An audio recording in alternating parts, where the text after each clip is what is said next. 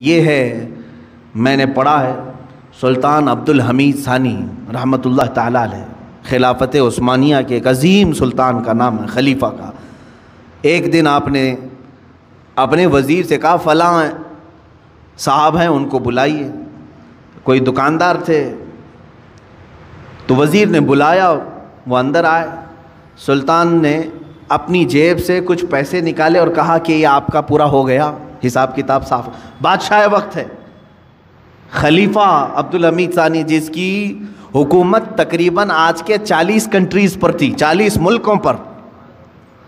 وہ ایک بنیا سے دکان کے حساب کتاب کر رہا ہے اور پیسے واپس دے رہا ہے۔ وہ جب باہر نکلا بنیا تو وزیر نے پوچھا کہ آپ کو کیوں بلائے تھے خلیفہ اسلام، آپ کو کیوں بلائے تھے؟ کیا کہا؟ میرا ان کے اوپر کچھ قرضہ باقی تھا، مجھ سے انہوں نے قرضہ لیا تھا، وہ لوٹانے کے لیے بلائے۔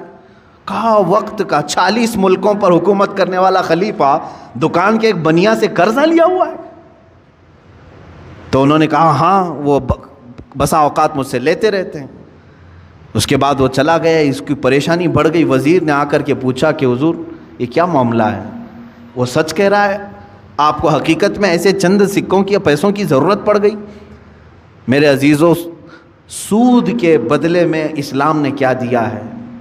بادشاہ خلیفہ سلطان عبدالحمید ثانی اللہ ان پر رحم فرمائے فرماتے ہیں، میں نے ایک حدیث پڑھی تھی اللہ کے رسول صلی اللہ تعالیٰ علیہ وسلم کی، کہ بندہ اپنی ضرورتوں کے تحت اگر کسی سے قرض حسن لیتا ہے تو ادا کرنے کی نیت ہو، لیا ہے ادا کرنے کی نیت ہو، تو ادا کرنے کے زمانے میں جتنی دن تک وہ کوشش کرتا رہے گا، اللہ کے نزدیک وہ رحم کرنے والا بندہ پایا جائے گا۔ خصوصی نظر اللہ کی اس پر ہوگی کہ یہ بندہ قرض میں ڈوبا ہوا ہے لیکن دینے کی نیت کیا ہوا ہے۔ میں ہمیشہ اس بنیا سے تھوڑے سے یہ قرض اس لیے لے لیتا ہوں کہ اللہ مجھ پر نظر رکھے، اللہ رب العزت مجھ پر نظر خاص رکھے، کیونکہ اس بندے پر اللہ رحم فرماتا ہے ہاں دینے کی نیت کیا ہو۔ اور حدیث پاک میں یہ بھی ہے کہ قرض لیا ہے دینے کی نیت سے اور وہ کوشش میں لگ گیا دوسرے ہی دن سے، مجھے دینا ہے مجھے دینا ہے، فرمایا اللہ تعالیٰ سارے فرشتوں کو اس کی مدد میں لگاتا ہے کہ اس کے لیے راستے کھول دو، کہیں سے بھی آ جائے، اس لیے کہ اس کا بوجھ اتر جائے۔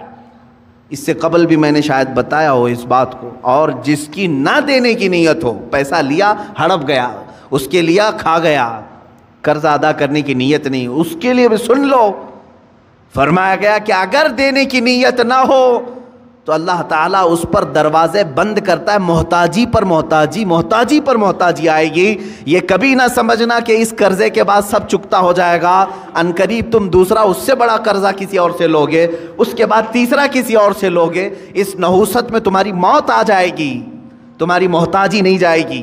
ایک قرض اگر چکانے کی نیت نہ ہو، 100 قرضوں کا بوجھ تمہارے اوپر آ جائے گا، ذلیل ہو کر کے مریں گے دنیا سے۔